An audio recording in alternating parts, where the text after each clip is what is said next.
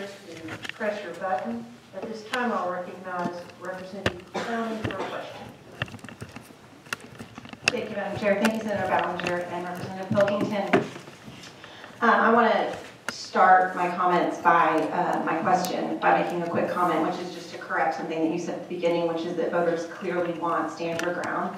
I don't think the data is as clear as that. For instance, the Arkansas poll for 2020 showed that over 50% of Arkansas voters want no change in our gun laws. So I do think we need to be careful about making broad generalizations like that. And so with that in mind, my question for you is, I didn't hear the need for this law in your presentation. I heard a lot about what it won't do, but what will it do that current Arkansas law doesn't do?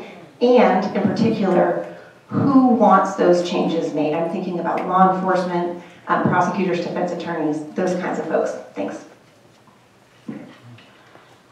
Thank you, Representative Klein, for that question. Firstly, a comment about the Arkansas poll. I think many Arkansans are like me. In 2018, I assumed that we had stand your ground. You know, we're considered a red state. You know, we've always been very pro-gun, and I was actually shocked to find out we weren't. What happened was I actually had a constituent call me and say that he had a situation in which he had to retreat. And so, you know, you say there's no need for this. I think there's definitely need for this if you live out of rural areas. I mean, some of us don't have the luxury of living in more urban areas, which I can understand may feel a little different. But, you know, just recently, south of where I live in Knoxville, Arkansas, we've had 2 officer-involved shootings. So, I mean, as my pregnant wife goes jogging in the morning, I would hope she has an ability to defend herself if she finds herself in one of these situations. And that she doesn't have to worry about the law coming after her because she decided to defend herself and her own child. Thank you. Follow-up. You're recognized for a follow-up. Thank you, Madam Chair. I appreciate that, that you see the need for this. I guess my question more specifically was, have you heard from law enforcement that there is a need for this legislation? Yeah. So the answer is no. In fact, you know, historically they've been opposed to this legislation simply because it makes it, right now they are empowered to make the choice, right? Just to decide whether to prosecute or not prosecute.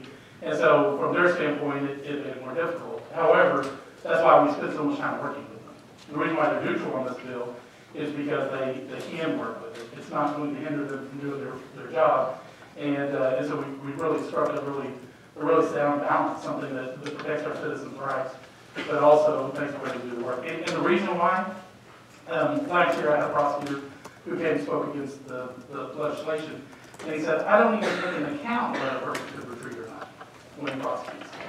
And the reason why he does that is that's the best policy. The best policy is just like castle guard. If you're in your home, you don't have the duty to retreat, currently in Arkansas. If you're outside your home, you should carry those same rights with you, right? And so most prosecutors get that. That's the best policy. Most prosecutors are not going to prosecute, not even ask the question whether you could retreat or not. They'll say, was the use of force reasonable? Was it proportional to the threat? And that's what they'll do. And that's what they'll do after this legislation is passed. So for the most part, we won't see any change after this legislation is passed.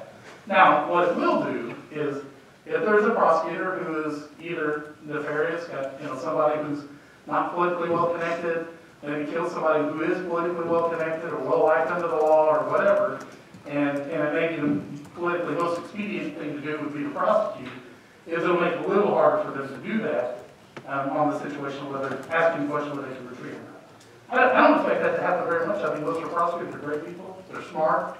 They're not going to commit to error, and they're not going to be intentionally trying to put somebody in jail who justice doesn't require.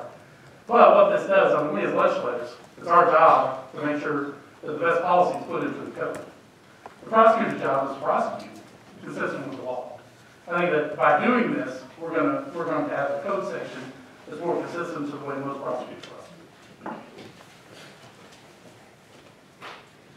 Representative McCullough, you're recognized for a question.